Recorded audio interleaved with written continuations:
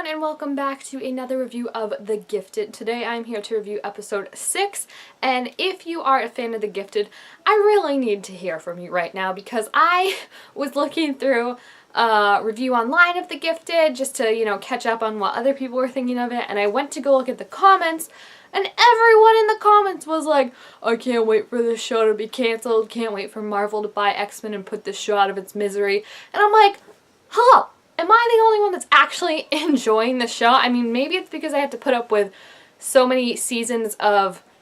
Agents of S.H.I.E.L.D., but I think this is a pretty good show, and I think it does a very good job in feeling very timely and telling its story. So, I don't know, you guys have to leave me your opinions down below, but the fact that you're watching this review hopefully bodes well for your love of The Gifted. So on to the episode though. This time the mutants were on the attack in a way you could say, but like a subtle attack because they were going after the building that housed the information about Pulse and potentially could tell them what they did to him and other mutants. So I'm really interested to see what we're going to find out about that in future episodes because you saw Johnny and Dreamer going over all the information and it looked like brain scans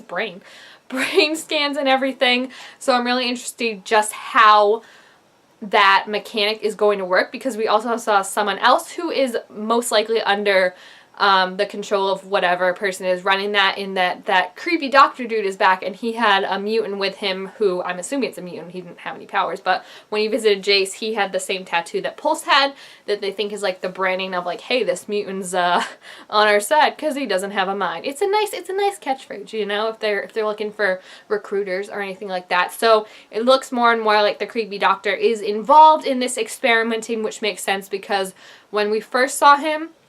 in the background you saw like all these like unconscious patients that we can now assume were mutants who were maybe being either experimented on or used to be turned into these weapons against other mutants. So I think that really is a whole fascinating storyline that I never even really thought of because I feel like, I don't know, I don't remember the X-Men movies too well, like the older ones, because I watched them when I was younger, but I just feel like it's something that really hasn't been explored and that we had mutants fighting mutants, but I don't really ever remember the government using mutants like this because it's kind of like we're fighting this thing, but if we have them on our side and we're turning them into weapons because that's what they are, then it's okay. Whereas like, it's very hypocritical because it's like the other mutants are kind of forced to be weapons because they're being hunted by the government. And now these mutants that the government's taking, they're literally turning into weapons, which is what they say they're so concerned about mutants for. So the whole thing is very, very, very hypocritical. And I feel like, speaking of that, that's just Jace's whole mode this season. I'm always so confused when I see him because I thought he was supposed to be like a conflicted kind of officer that was kind of like, I'm trying to follow the law, but is the law going too far? And I thought he was getting back there with the doctor when the doctor was like, I want all the files on the Strucker kids, and he was like, that seems a little creepy, like his face seemed uncomfortable with it, but in the end he did give the information over to the doctor, and now the doctor has full range on all these kids, and I'm very worried if he finds out, especially about Lorna being pregnant, because I feel like that would be something super of interest to him to get a mutant that young that comes from 2 mutants, so I just have a really, really bad feeling about him, and I feel like if Jace does start to pair up with him more, and not just because he owes him, that's really gonna cement Jace as,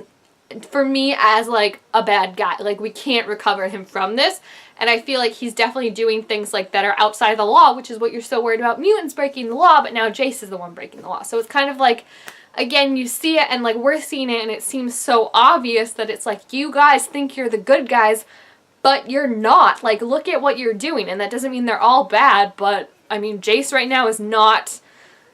going with the law. He's going against it, which again is what they say mutants are so bad for. So it's just frustrating to see, and I really hope that the mutants continue to be on the up because I feel like it was very foreshadowing and there was a lot of talk about war coming, and even Johnny was like, yeah, the X-Men said a war was coming, they didn't say we were gonna win, and there are safe houses now being turned around, there are more mutants coming in, and I feel like that's more of a chance for something bad to happen. Speaking of that, we have that dude that really likes Lauren, and I don't know, I'm just automatically suspicious of anyone that has an interest in a main character that kind of comes out of nowhere, and he's also a master of illusions, which I feel like right away is a red flag, because it's like, who would be a good character to make not a good guy? oh, maybe someone whose power is Master of Illusions. And I did like what he did with helping with the trucks. That was really cool, but it also showed just how powerful he is. So it's interesting to think, like, what could his real motive be in kind of, I don't know. I want to think there's more to it than just like they were like, what can we do with Lauren? She's like a 17-year-old girl. Let's give her a love interest. Like, I want to think there's more to it, that there's something deeper to this, because she's definitely been interesting enough without a love interest, and Andy doesn't necessarily have a love interest, so I just hope that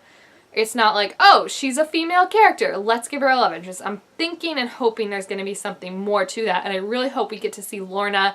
and Lauren team up more, because I think that would be really cool to see them work together. I know Caitlin was like against it, which was kind of annoying me. It's like now that Reed's back, Reed gets to go on the missions and Caitlin just stays at home and like plays the concerned, worried mom all over again, whereas like I really liked what she was doing before when she was going out and helping everyone and really being there. I'm hoping that like this is just like a one-off thing, like she's actually going to go out and do more and not just be like, you can't do that, you can't do this. So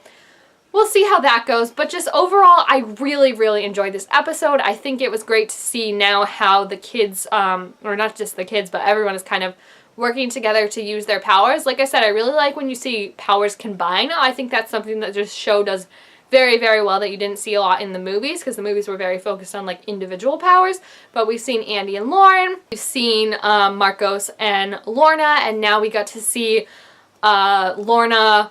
the kid, what's his name, Wes, and Lauren all work together, and they kind of did different things obviously, but they all worked together as part of the same plan, and it's just really cool to see that kind of come together, and also see Lorna kind of be the leader that we all knew she was, but like she was really on her own now. So now that she's training these kids, it's really awesome to see. But yeah, that scene with the truck when like she pushed the bullets away, Lauren made the ramp that they could go over, and then the kid did the 2 or 3, I guess, illusions, because he made 2 fake trucks and covered the other truck. Like, that was really, really cool and impressive to see, and I think they were all kind of impressed with each other, which was really cute.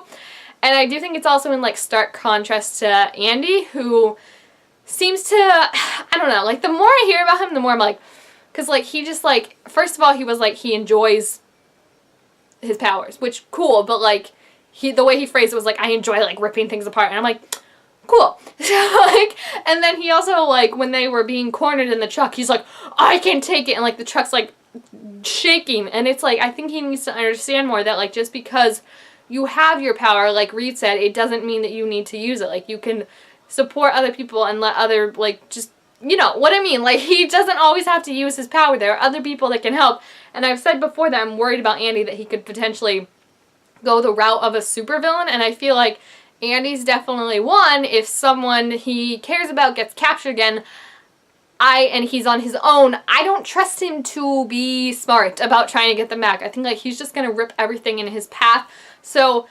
I don't know, I feel like Andy's standing on the precipice right now. He could go really dark, he could go, you know, get it back and go along. I just feel like there's this kind of divide right now where he's teetering, and you can feel it, and you can feel the pressure of everyone. I feel like especially Reed of trying to not like push him away and push him towards that, but also seeing maybe like we need to bring him back from how dark he's getting. So I'm really interested to see how that's gonna go. Also to see Blink be back next week, hopefully. I think I saw her in the preview, so that should be good. And if you have seen this episode, please feel free to leave your thoughts about it down below in the comments. Also make sure to give this video a thumbs up if you enjoyed it, and subscribe to my channel down below to be told when I make all sorts of new videos, and I will see you guys next time. Bye!